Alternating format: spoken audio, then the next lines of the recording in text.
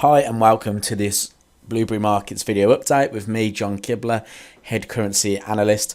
In today's video, I'm going to be taking you through the Forex market wrap, highlighting some areas of support and resistance on our key major currency pairs and just highlight what's going on in the market in general. So we talked yesterday about the risk off, risk on sentiment and the fact that could the stock markets be crashing again, and highlighting a couple of key levels. Well, if we just go to the Dow, we didn't get that break lower which we were looking for. We were looking for that 4-hour time frame to take out these key swing lows just through here, and we didn't get that. So the market instead double bottomed and is now pushing back to the upside.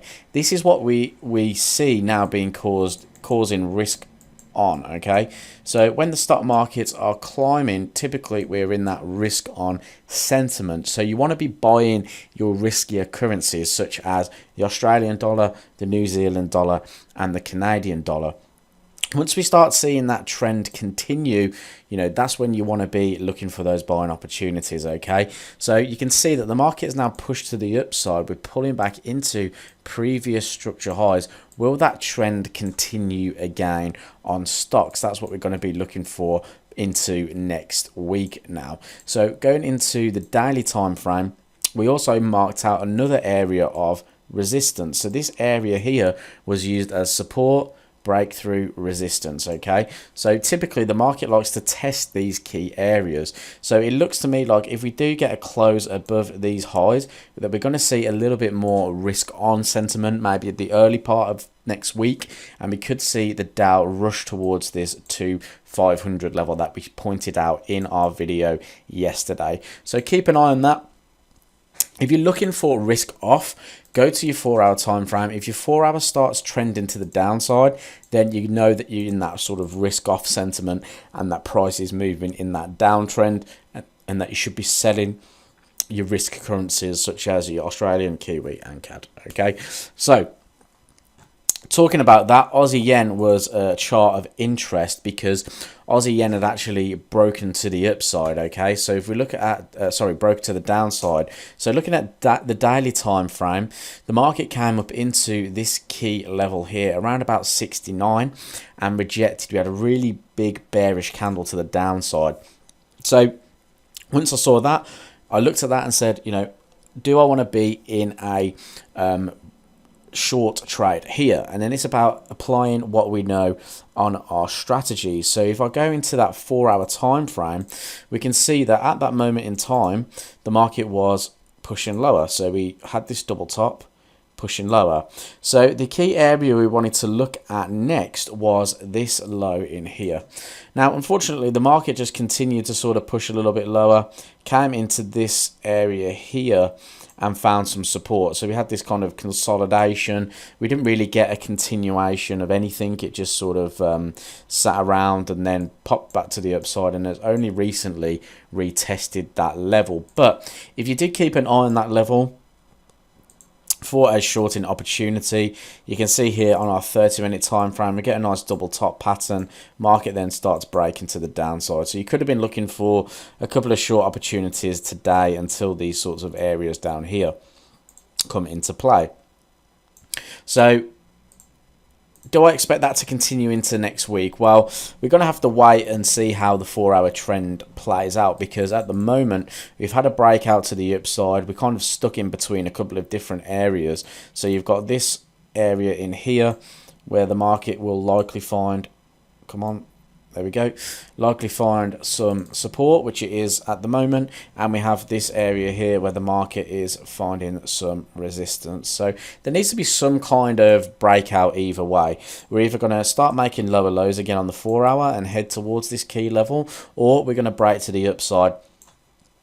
Risk on will likely remain at that point, and we'll see stocks rally at the same time. So keeping an eye on those particular movements in here.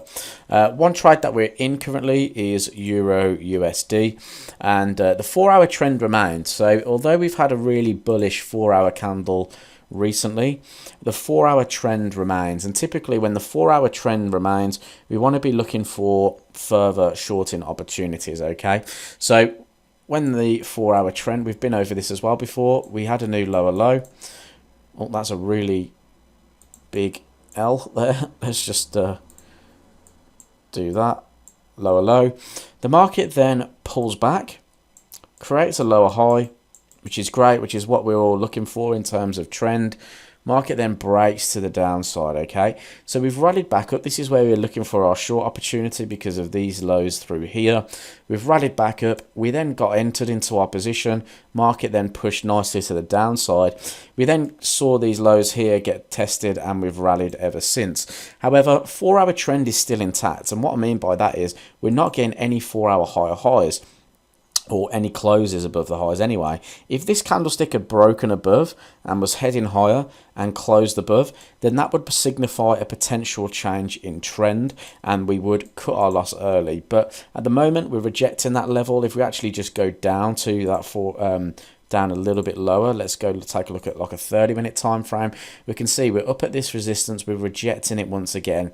15-minute is showing a double top pattern, so if the 15-minute starts breaking out some of these lows here, then that's still a good sign for us that the market is rejecting these this key level here. Okay, so keep an eye on that. If you're still in this move, then you're going to be okay to stay in it as long as that 4-hour trend remains the same. Okay, we always talk about looking at that 4-hour and keeping in line with that 4-hour trend.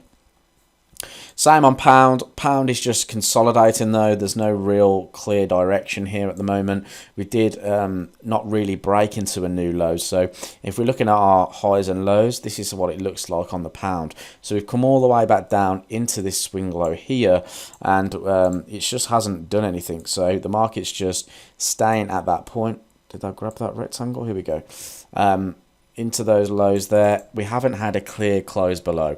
So doing nothing on the pound. It's not really a market to focus on in a long-term perspective. If you are going to focus on something, you could be focusing on the potential 4-hour highs here to act as a bit of a resistance zone and for the market to trend sort of or move within a range here. But other than that, nothing really happening on the pound at the moment. Daily chart is kind of suggesting a move back to the upside. We do have this key level of 127. That will be interesting. The market is kind of sitting at that level. So if we do next week get another daily bullish candle, I would look for longs into 127. So keep an eye on pound and just keep an eye on this little 4-hour range that's going on at the moment. Might look a little bit better on the hourly. You can see that range a little bit more clearly at that moment in time. Okay, so we've already gone over the 4-hour on euro, Aussie. So again, we looked at the potential for the market to drop from 120, not 127, that's the pound. These key swing lows here around about 0.6450. The market hit that level, bounced, so we were looking for the market to potentially come back down into these sorts of levels through here. We haven't had that. Instead, we had a daily bullish candle, which suggests that the market could actually rally, maybe double top, or even break at that point. Okay, so not really doing anything in terms of looking for any further opportunities on Aussie. 4-hour trend has changed as well. We can see that the market came down. We broke this low here, forming a lower low. We then dropped again, had a new low. Market pushes back up, drops again, double bottoms, breaks, closes, gives us a higher high. So here really you want to be looking for your long opportunities now into that previous structure high because your 4-hour has changed cycle. Okay, so nothing here on Aussie. We may get another rally back up into that resistance zone just up there. Okay, another market that was interesting to us was Kiwi. Very similar to everything that we've seen already. It came in and retested this level. It dropped quite nicely. 4-hour was changing cycle really nicely as well. However, again, look at this 4-hour trend. So this is why I say look, watch that 4-hour trend, because look, when you start getting those nice higher highs, this is where we were buying the market. Okay, now it started to get lower lows. You signal to say, yep, maybe I should look for shorts. However, look what happens. The market doesn't really continually form decent lows there. It's just kind of consolidating in a bit of a channel at that point. We drop, creates a lower low, but there's a false breakout. Okay, Market then breaks to the upside, forms a higher high. So again, no longer looking to short Kiwi because the market has broken into a new high. So you're looking for long opportunities at that point, okay? May get another rally back up into those swing highs. So I'm going to leave it there. This has been your Forex market wrap. I hope you've enjoyed this video update. If you did, please like and subscribe to the YouTube channel for more, and I'll speak to you next week. Cheers.